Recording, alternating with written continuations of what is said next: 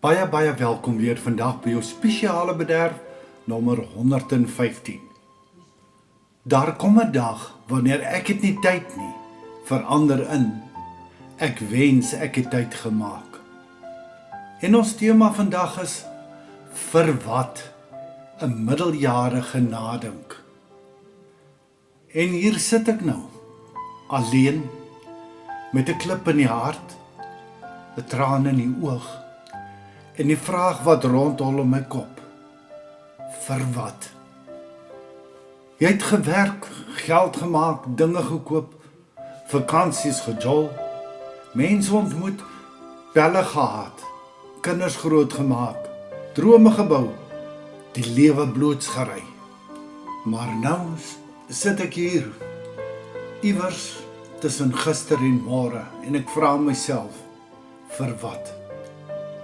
Want terwyl ek besig was om 'n lewe te bou, het ek dalk nie agtergekom dat ek besig was om 'n paar belangrike dele daarvan af te breek nie. Nou is ek besig om te skei, en skielik klink sekere dinge anders. Die huis is stiller, dik lig hang in die huis rond. Die ons het begin verander na ek en jy. En tussen al die papierwerk, moeilike gesprekke en emosies, is daar 'n stemmetjie wat aanhou vra: as jy net vroeër, as ek net vroeër geluister het, as ek net meer tyd gemaak het, as ek net minder gewerk het, as ek net minder bekommerd was oor wat ander mense van my dink, minder probeer het om myself te bewys, as ek net besef het dat daardie ekstra geld, daardie duur klere, die mooi nuwe motor en daardie sosiale status nie noodwendig die dinge was wat punte getel het nie.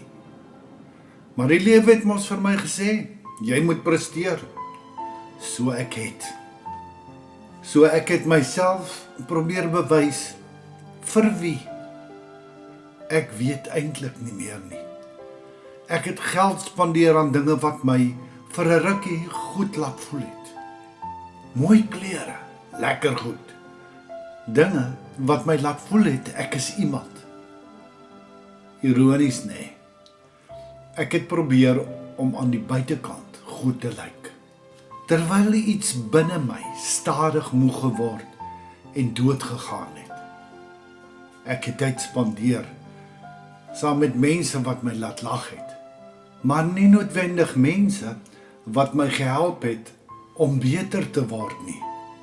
Ons het altyd gepraat oor ander mense, sport, geld, vakansies, motors en alles wat eintlik baie belangrik lyk, totdat die lewe jou onverwags in die maag slaan. Dan vra jy, maar wie is eintlik daar wanneer die party ophou? Ek het gedink ek het baie vriende. Nou wonder ek, hoeveel van hulle my eintlik geken het? En nog moeiliker, hoe goed het ek myself geken? Want miskien is dit een van my grootste regrets. Ek was so besig om vir almal daar te wees en te gee wat hulle nodig gehad het, dat ek vergeet het om te vra, wat het ek nodig? Ek het myself laaste gesit. Nie omdat ek noodwendig 'n groot opoffering gemaak het nie. Dalk omdat dit makliker was om besig te wees as om eerlik te wees. Werk is makliker as krap aan die binnekant. Geld maak is makliker as diep emosionele gesprekke. Lekker kuier is makliker as stilstype. Vinnig iets nuuts te koop is makliker as om te vra waarom jy eintlik ongelukkig is. En nou is daar nie meer soveel plek om weg te kruip nie. Die lewe het die meubels rond en uitgeskuif, en ek sien myself, nie die pose wat ek vir ander opgehou het nie, die regte, ware ek wie ek regtig is. Met spyt, met foute, met skuld, met verlore tyd, met dinge wat ek anders sou doen as ek nog 'n kans gehad het. Maar dalk is dit waar genade inkom. Want spyt kan twee dinge doen. Dit kan jou vernietig of dit kan jou wakker maak. Ek kan vir die res van my lewe terugkyk en sê, as ek maar net. Of ek kan vra, wat doen ek met wat nog oor is? Want daar is nog iets oor. Ek het nog vandag. Ek het nog mense wat regtig vir my lief is. Ek het nog mense vir wie ek kan sê, ek is jammer. Ek kan nog leer om te luister. Ek kan nog leer om lief te hê, sonder om altyd iets terug te verwag.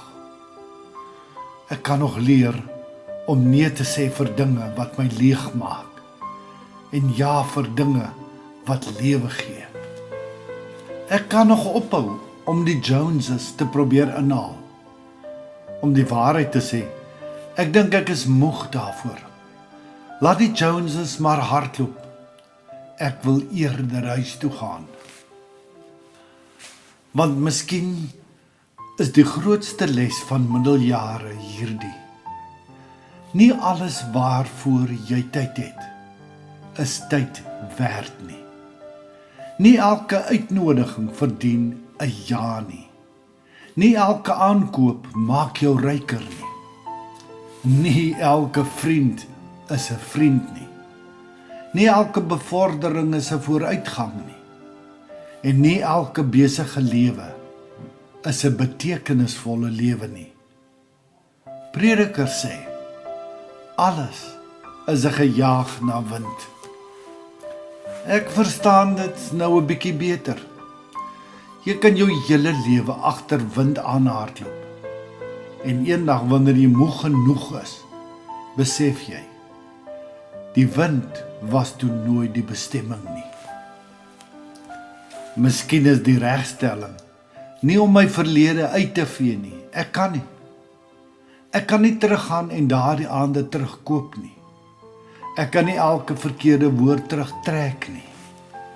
Ek kan nie die tyd wat ek aan die verkeerde dinge spandeer het, terugkry nie.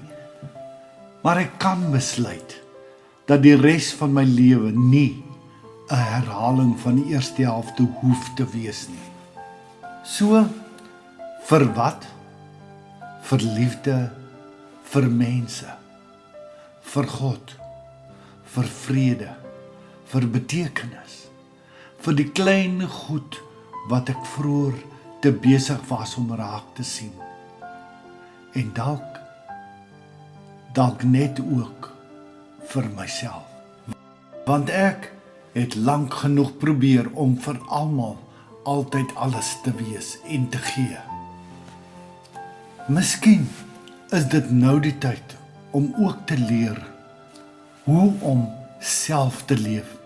Nie 'n perfekte lewe nie, nie 'n indrukwekkende lewe nie, net 'n egte een. Een waar die dinge wat regtig punte tel, uiteindelik eerste kom. Want wanneer alles gesê en gedoen is, wil ek nie aan die einde van my lewe sit met 'n indrukwekkende CV en 'n leë hart nie. Ek wil kan sê, ek het nie alles reg gekry nie, maar ek het uiteindelik geleer wat regtig saak maak. En dalk is dit genoeg. Onthou, spyt kan 'n tronk wees, of dit kan 'n kompas word. Jy besluit wat jy daarmee doen. Mag die Here jou ryklik seën. Liefde groete, Sjaal.